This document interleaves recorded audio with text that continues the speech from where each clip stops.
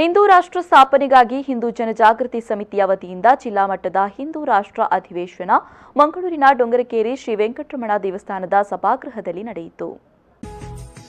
ಕಾರ್ಯಕ್ರಮವನ್ನು ಕರ್ನಾಟಕ ತುಳು ಸಾಹಿತ್ಯ ಅಕಾಡೆಮಿಯ ಅಧ್ಯಕ್ಷ ದಯಾನಂದ್ ಕತ್ತಲ್ಸರ್ ದೀಪ ಬೆಳಗಿಸಿ ಉದ್ಘಾಟಿಸಿ ಮಾತನಾಡಿ, ಭಾರತವು ಜಗತ್ತಿಗೆ ದೇವರ ಕೋಣೆ. ದೇವರು ಮತ್ತು ದೈವಗಳು ಪೂಜಿಸುವ ಶ್ರೇಷ್ಠವಾದ ಭಾರತೀಯ ಸಂಸ್ಕೃತಿ ಇಡೀ ಮಾನವ ಕುಲವನ್ನು ಸಾತ್ವಿಕಗೊಳಿಸಲು ಮತ್ತು ಜೀವನದ ಉದ್ಧಾರವಾಗಲು ಸನಾತನ ಹಿಂದೂ ಧರ್ಮದಲ್ಲಿ ಹೇಳಲಾಗುವ ಪ್ರತಿಯೊಂದು ಸಿದ್ಧಾಂತವನ್ನು ಜೀವನದಲ್ಲಿ ಅಳವಡಿಸಿದರೆ ವ್ಯಕ್ತಿಯ ಜೊತೆಗೆ ಸಮಾಜ ಮತ್ತು ಇಡೀ ವಿಶ್ವವೇ ಸಾತ್ವಿಕ ಮತ್ತು ಸುಖಿಯಾಗುವುದು ಎಂದು ಹೇಳಿದರು.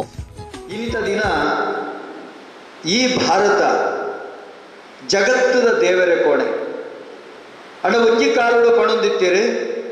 ಭಾರತ ಹೀನ ದೀನ ಕೃಪಣ ದರಿದ್ರ ರೋಗಿಷ್ಠ ಭಾರತ ಉಜ್ಜುಗೊಬ್ಬ ಉದಕಲ ರಾಷ್ಟ್ರ ಅಂದು ಪಣೊಂದಿತ್ತೀರಿ. ಅಂಡ ನಮ್ಮ ಸುರೂಕಾದ ಸುಗಿತಿನಂಚಿತ್ತಿನ ಆ ಭಗವಾನ್ ಶ್ರೀಕೃಷ್ಣ ಪರಮಾತ್ಮ ಈ ನೆಲದ ಕಾರ್ಮಿಕದ ಶಕ್ತಿಲ್ನ ದಯಟು ಆನಿದ ಕಾಲುಡು ನಮ್ಮ ಭಗವಾನ್ ಶ್ರೀಕೃಷ್ಣ ಪಂತನಂಚಿತ್ತನ ಪಾತೆರದಲ್ಕ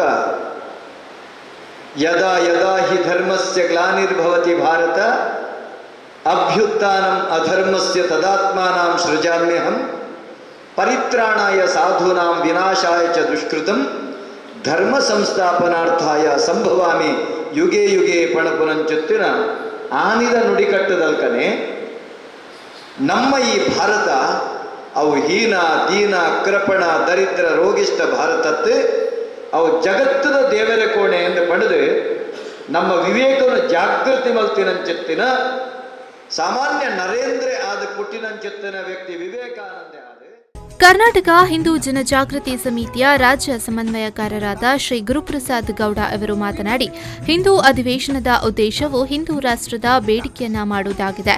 ಹಿಂದೂ ರಾಷ್ಟ್ರದ ಬೇಡಿಕೆಯು ಕಾನೂನು ಬಾಹಿರವಲ್ಲ, ಕಾನೂನು ಚೌಕಟ್ಟಿನಲ್ಲಿ ಸಂವಿಧಾನಾತ್ಮಕವಾಗಿ ಬೇಡಿಕೆಯನ್ನು ಮಾಡುವುದಾಗಿದೆ. ಜಗತ್ತಿನಲ್ಲಿ ಹಿಂದೂಗಳಿಗೆ ಒಂದೇ ಒಂದು ರಾಷ್ಟ್ರವಿಲ್ಲ.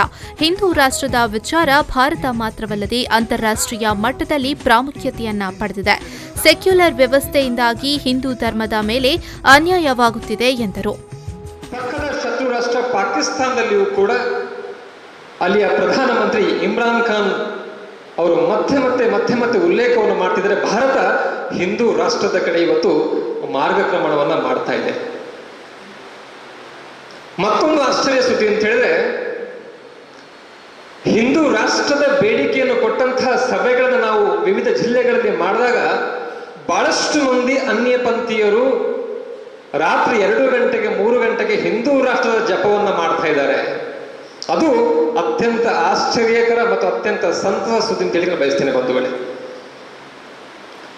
ರಾತ್ರಿ 2 ಗಂಟೆಗೆ ರಾತ್ರಿ 3 ಗಂಟೆಗೆ ದೂರವಾಣಿ ಕರೆಯನ್ನ ಮಾಡಿ ಅವರು ಹಿಂದೂ ರಾಷ್ಟ್ರದ ಪ್ರಸ್ತಾಪವನ್ನು ಮಾಡ್ತಿದ್ದಾರೆ. ನೀವು ಹಿಂದೂ ರಾಷ್ಟ್ರ ಹೇಗೆ ಮಾಡ್ತೀರಿ ನಾವು ನೋಡ್ತೀವಿ.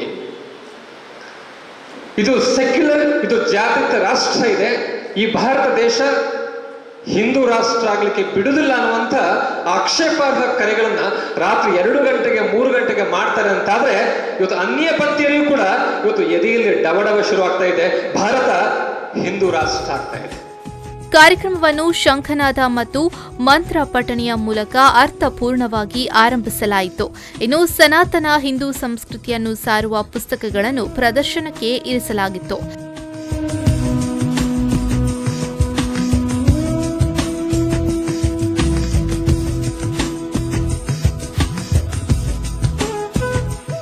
ಈ ಸಂದರ್ಭ ಸನಾತನ ಸಂಸ್ಥೆಯ ಸಂತರಾದ ರಮಾನಂದ ಗೌಡ, ನ್ಯಾಯವಾದಿ ಶ್ರೀ ಕೃಷ್ಣಮೂರ್ತಿ ಸೇರಿದಂತೆ ಮತ್ತಿತರರು ಉಪಸ್ಥಿತರಿದ್ದರು.